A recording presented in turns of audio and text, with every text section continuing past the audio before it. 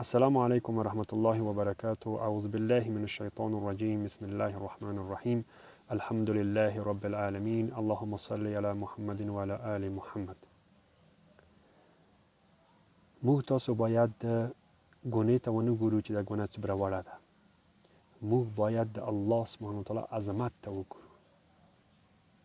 کله چې موږ هغه ګناه کړله، ولې موږ د الله سبحانه وتعالی عظمت ته ونه کتل؟ ولی موږ دغه فرمان ته ونه کتل؟ ولی موږ د الله سبحانه وتعالی عظمت موږ ته په یاد نشو کله چې موږ ګناه کړله؟ مهم دا دی چې موږ تاسو د الله سبحانه وتعالی عظمت ته وګورو او هغه ذات ته وګورو چې هغه ذات موږ تاسو د دغه ګنې نه منع کړي یو. نو ګناه که وړه ده او که غټه ده، دو ته باید ونه ګورو. دو ته باید وګورو چې دا چا موږ منع کړي یو، کوم عظیم ذات موږ منع کړي یو. الله اکبر.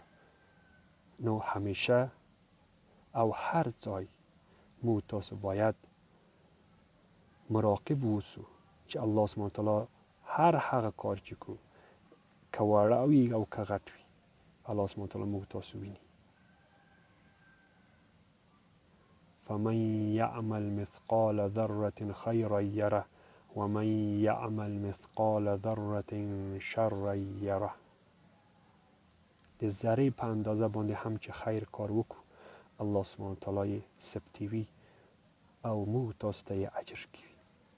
او د ذرې او د یوې ذرې په اندازه باندې که موږ شر کار وکړو، بد کار وکړو، هغه هم الله سبحانه وتعالی ثبتوي او موږ تاسو ته یې که وغواړي جزا کوي. سبحانك اللهم وبحمدك اشهد ان لا اله الا انت استغفرك واتوب اليك.